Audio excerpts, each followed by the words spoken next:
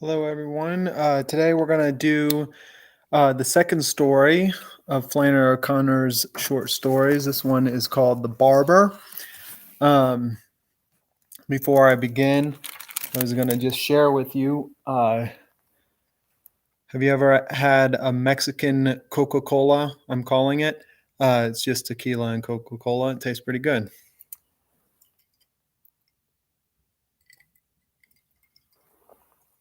Okay. The Barber. It is trying on liberals in Dilton. After the Democratic white primary, Ray Barr changed his barber.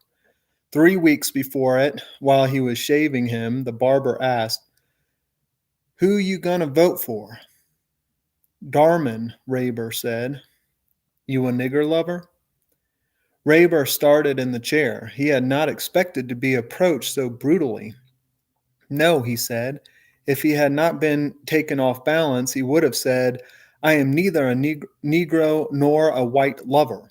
He had said that before to Jacobs, the philosophy man, and to show you how trying it is for liberals in Dilton, Jacobs, a man of his education, had muttered, "That's a poor way to be." "Why?" Raybar had asked bluntly. He knew he could argue Jacobs down.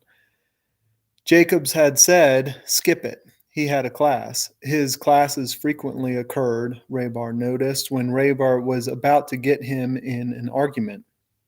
"I am neither a Negro nor a white lover," Raybar would have said to the barber. The barber drew a clean path through the lather and then pointed the razor at Raybar. "I'm telling you," he said, "there ain't but two sides now, white and black. Anybody can see that from this campaign. You know what Hawk said? Said 150 years ago they was running each other down, eating each other, throwing jewel rocks at birds, skinning horses with their teeth. A nigger come in a white barber shop in Atlanta and says, 'Give me a haircut.' They throwed him out, but it just goes to show you. Why, listen, 3 black hyenas over in Mulford last month shot a white man and took half of what was in his house, and you know where they are now,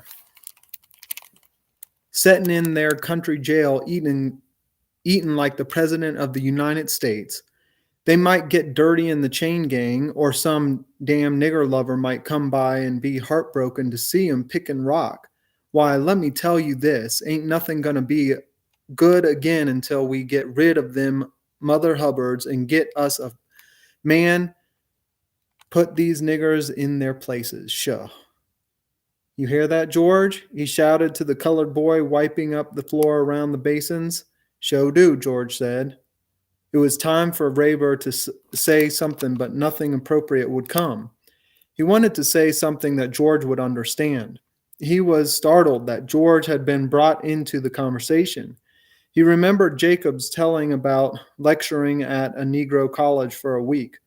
They couldn't say Negro, nigger, colored, black. Jacob said he had come home every night and shouted, "Nigger, nigger, nigger," out the back window. Rayber wondered what George's leanings were. He was a trim-looking boy. "If a nigger come in my shop with any of that haircut sass, he'd get it cut all right." The barber made a noise between his teeth. "You a Mother Hubbard?" he asked. "I'm voting for Darman, if that's what you mean," Rayber said. "You ever heard Hawkson talk?" "I've had that pleasure," Rayber said. "You heard his last one?" "No, I understand his remarks don't alter from speech to speech," Rayber said curtly. "Yeah," the barber said. "Well, this last speech was a killaroo. Old Hawk let them Mother Hubbards have it." "A good many people," Rayber said, "consider Hawkson a demagogue." He wondered if George knew what demagogue meant. Should have said lying politician. "Demagogue," the barber slapped his knee and whooped. "That's what Hawk said," he howled. "Ain't that a shot? Folks," he said, "them Mother Hubbards says I'm a demagogue." Then he rears back and says sort of soft like, "Am I a demagogue, you people?" And they yells, "Nah, Hawk, you ain't no demagogue." And he comes forward shouting, "Oh, yeah, I am. I'm the best damn demagogue in this state. And you should hear them people roar. Phew." "Quite a show," Rayber said. "But what is it but a Mother Hubbard?" the barber muttered. "You've been taken in by him all right. Let me tell you something." He reviewed Hawkson's 4th of July speech. It had been another killaroo ending with poetry. Who was Darman? Hawk wanted to know. Yeah, who was Darman? The crowd had roared. Why didn't they know? Why, he was Little Boy Blue blowing his horn. Yeah, babies in the meadow and niggers in the corn. Man, Rayber should have heard that one. No Mother Hubbard could have stood up under it. Rayber thought that if the barber would read a few, listen, he didn't have to read nothing. All he had to do was think.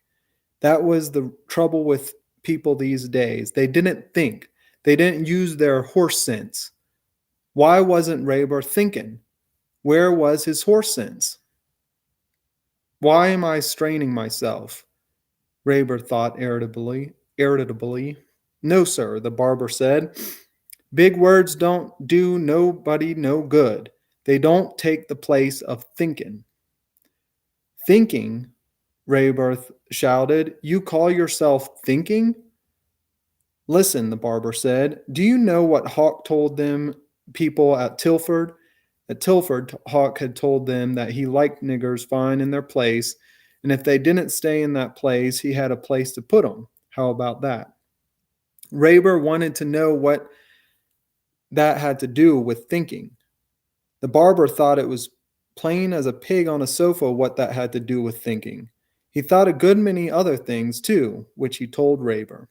He said Rayber should have heard the Hawkson speeches at Mullins Oak, Bedford, and Chickerville. Rayber settled down in his chair again and reminded the barber that he had come in for a shave. The barber started back shaving him. He said Rayber should have heard the one at Sparksville. There wasn't a Mother Hubbard left standing, and all the boy blues got their horns broke. Hawk said. He said that the time had come when you had to sit on the lid with. I have an appointment, Rayber said. I'm in a hurry. Why should he stay and listen to that tripe? As much rot as it was, the whole asinine conversation stuck with him the rest of the day and went through his mind in persistent detail after he was in bed that night. To his disgust, he found that he was going through it, putting in what he would have said if he'd had an opportunity to prepare himself. He wondered how Jacobs would have handled it. Jacobs had a way about him that made people think he knew more than Rayber thought he knew. It was not a bad trick in his profession. Rayber often amused himself analyzing it. Jacobs would have handled the barber calmly enough. Rayber started through the conversation again, thinking how Jacobs would have done it. He ended doing it himself. The next time he went to the barber shop, to the barber's, he had forgotten about the argument. The barber seemed to have forgotten it too. He disposed of the weather and stopped talking. Rayber was wondering what was going to be for supper. Oh, it was Tuesday. On Tuesday, his wife had canned meat. Took canned meat and baked it with the cheese. Slice of meat and a slice of cheese turned out striped. Why do we have to have this stuff every Tuesday? If you don't like it, you don't have to. You still a Mother Hubbard? Rayber's head jerked. What? You still for Darman? Yes, Rayber said, and his brain darted to its store of preparations. Well, look a here, you teachers, looks like, well, he was confused.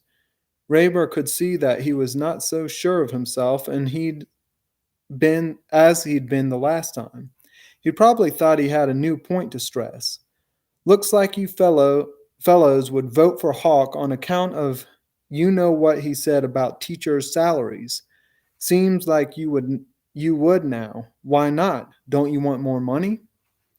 More money, Rayber laughed. Don't you know that with a rotten governor I'd lose more money than he'd give me? He realized that he was finally on the barber's level. Why, he dislikes too many different kinds of people, he said.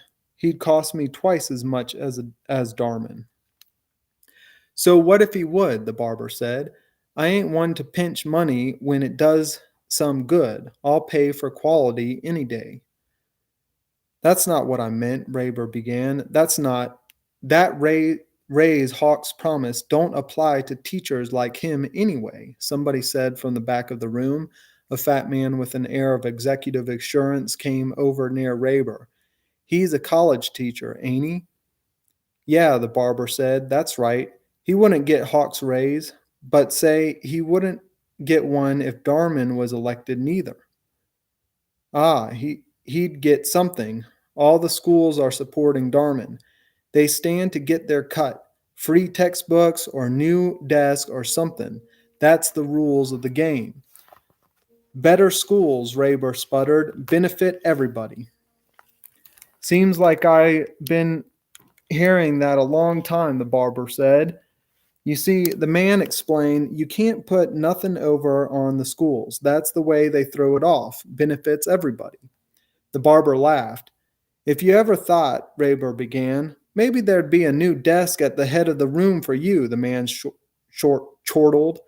How about that, Joe? He nudged the barber. Rayber wanted to lift his foot under the man's chin. You ever heard about reasoning? He muttered. Listen, the man said, you can talk all you want. What you don't realize is we've got an issue here. How'd you like a couple of black faces looking at you from the back of your classroom? Rayber had a blind moment when he felt as if something that wasn't there was bashing him to the ground. George came in and began washing basins. Willing to teach any person, willing to learn, black or white, Rayber said. He wondered if George had looked up. All right, the barber agreed, but not mixed up together, huh? How'd you like to go to a white school, George? He shouted. Wouldn't like that, George said. We need some old powders.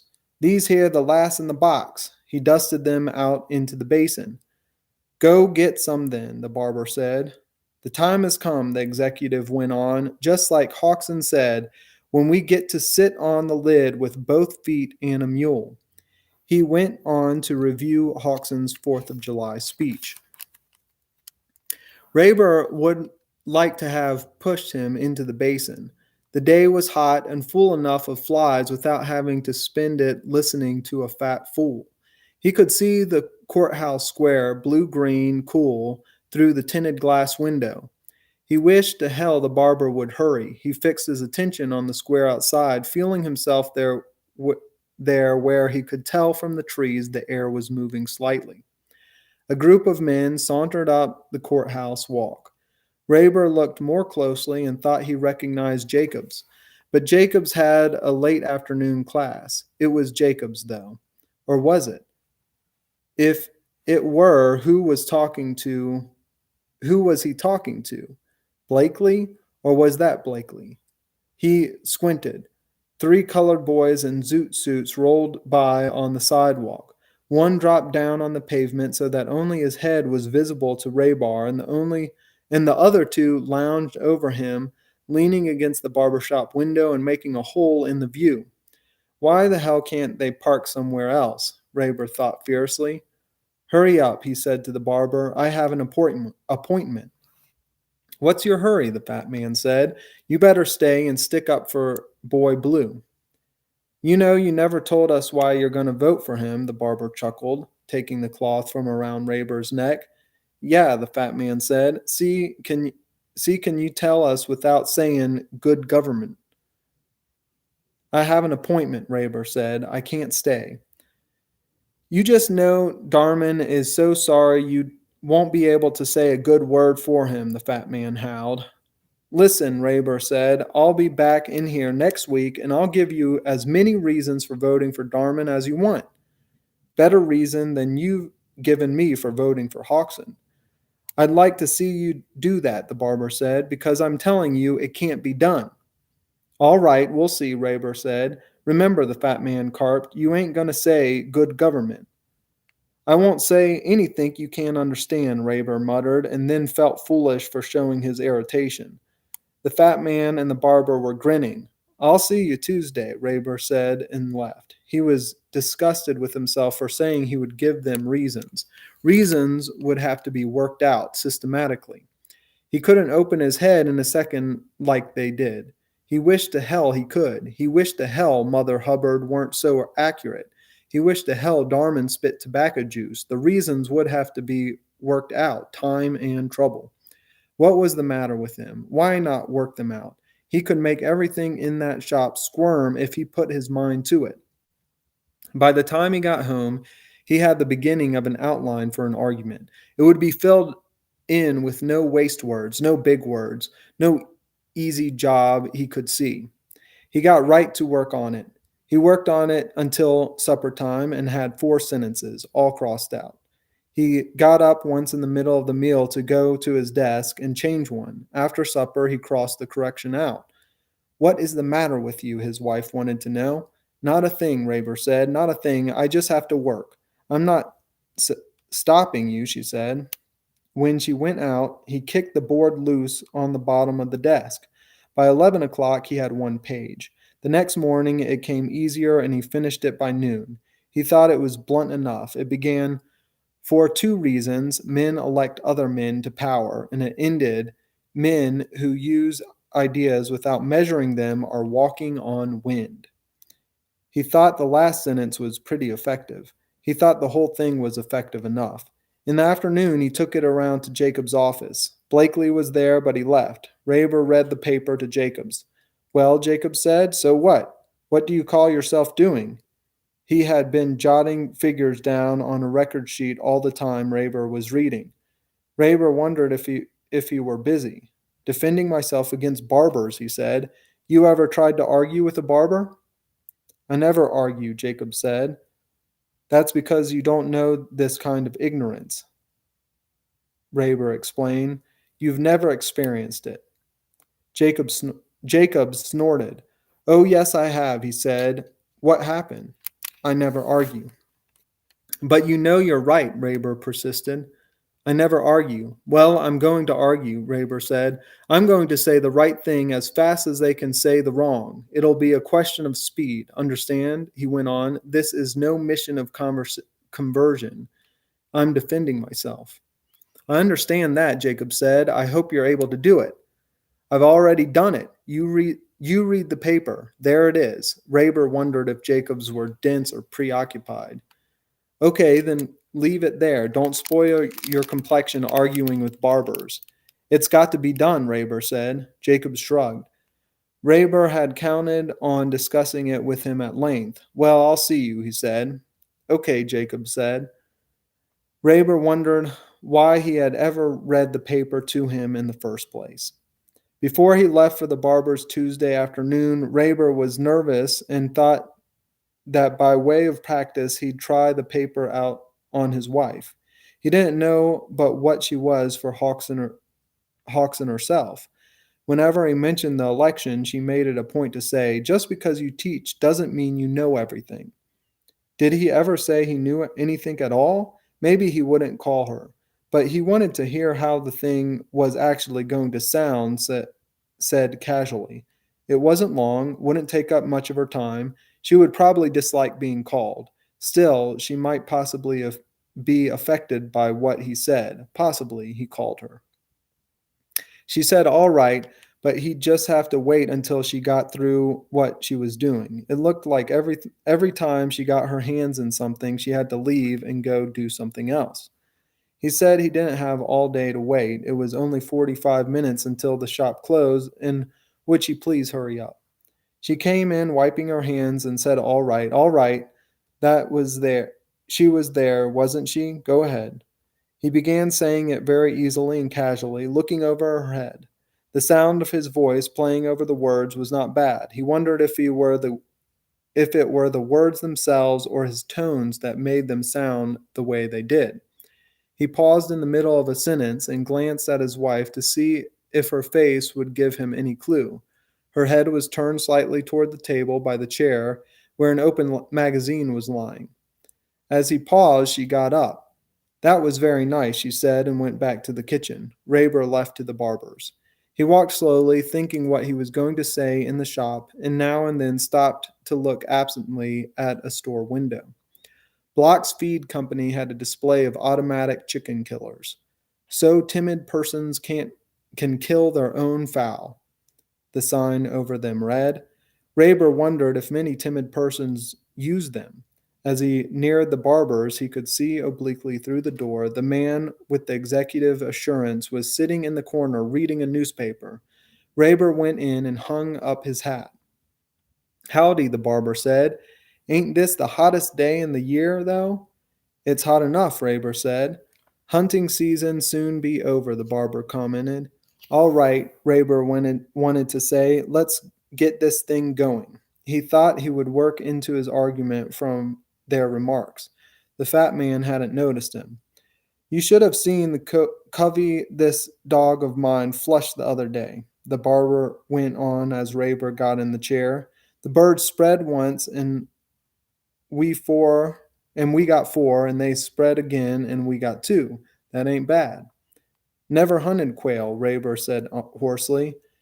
There ain't nothing like a nigger and a hound dog and a gun and going after quail, the barber said. You missed a lot out of life if you ain't had that. Raber cleared his throat and the barber went on working. The fat man in the corner turned a page. What do they think I came in here for? Raber thought.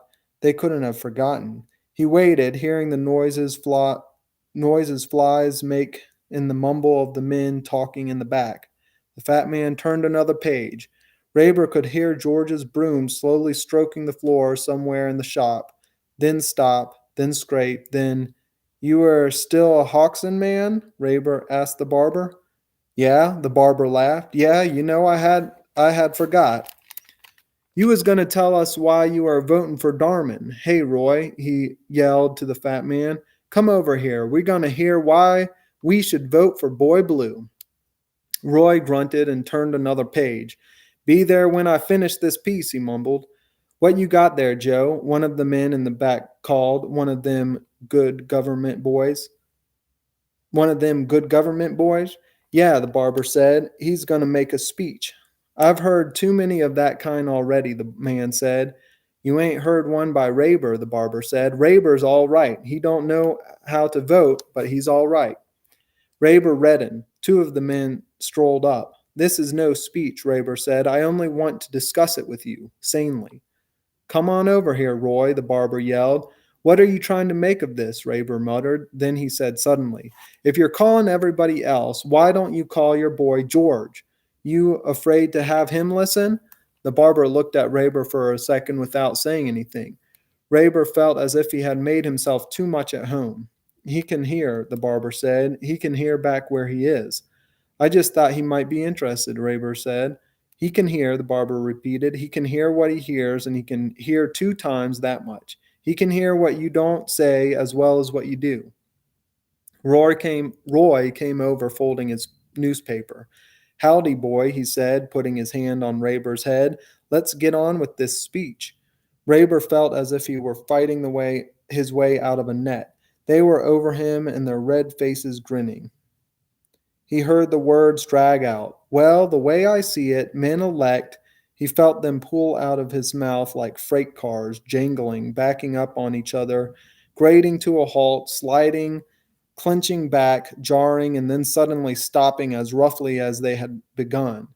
It was over.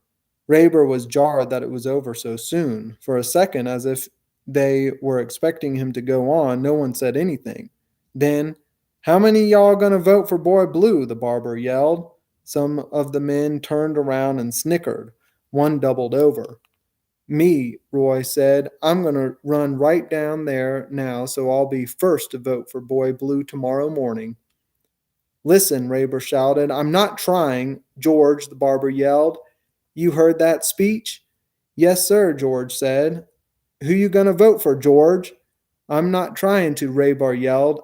I don't know. Is they going to let me vote, George said. Do I gonna vote for Mr. Hawkson? Listen, Raber yelled. Do you think I'm trying to change your fat minds? What do you think I am? He jerked the barber around by the shoulder. Do you think I'd tamper with your damn fool ignorance? The barber shook Raber's grip off his shoulders. Don't get excited, he said. We all thought it was a fine speech. That's what I've been saying all along. You got to think, you got to. He lurched backward when Raber hit him and landed, sitting on the footrest of the next chair.